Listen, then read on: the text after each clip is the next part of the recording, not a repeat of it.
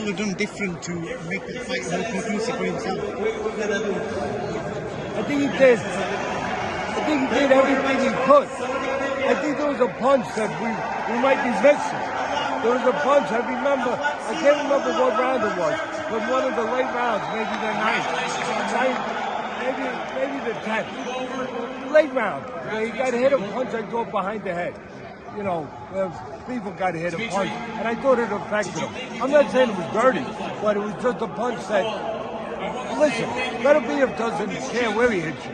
You know, all's fair in love and war. You know, as long as he's not doing something outwardly dirty, he figures, hey, it's up to the ref to tell me. You know, so if he can hit you, you know, on the elbow, if he can hit you on the around the, you know, near the back a little, if he can hit you behind the head a little or behind the ear, he's going to throw it there, and it's up to the referee to, you know, to decipher whether or not it's wrong or not. But I thought that punch behind a little bit of a punch behind that. I thought it hurt people enough to lose the round, where he came back at the end, but he couldn't do what he wanted to for the duration of the beginning of the round, because he was trying to battle past getting hurt with that punch. As far as what could he have done, I thought he put a good fight, Bivol.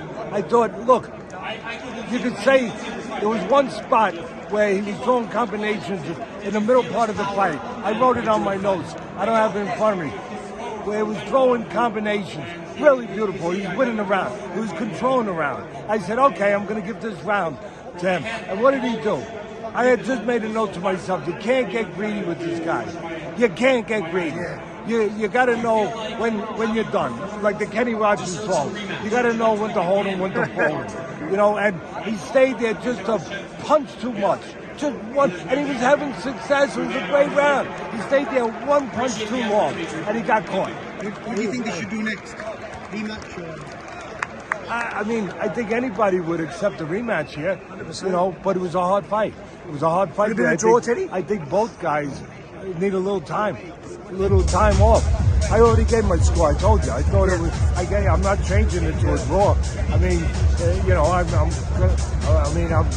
not Teddy Pickle over here. I'm not Teddy middle of the fence over here. I'm not Teddy flip flop over here. I thought he won enough close rounds to win it 115-112. No, was it 115, 112, or one, whatever, 2 points. Yeah. Whatever 2 points is. I can't count right now. 115, 113. I thought Beterbiev had it 115, 113. At the end of the day, look, the jab was important for both guys. Very important to negotiate geography. I always say the fight is won and lost by who gets the geography in the ring that suits them and their abilities best. And at the end of the day, Bivol was winning the fight when he had his geography on the outside. At the end of the day, what did Beterbiev do? He got it enough on the inside, the geography that he lives with, the geography that he lives for, the geography that he revels in close. And look, what's that? Combination, the body punch late, but a combination of pressure. You know, I told you, he's like a guy. You want to know what he's like? Just watch a pot of water boiling on the stove. That's what he is. And come back a half hour later, there's no water. You know what I mean? But he didn't evaporate this man. He didn't evaporate Bivol.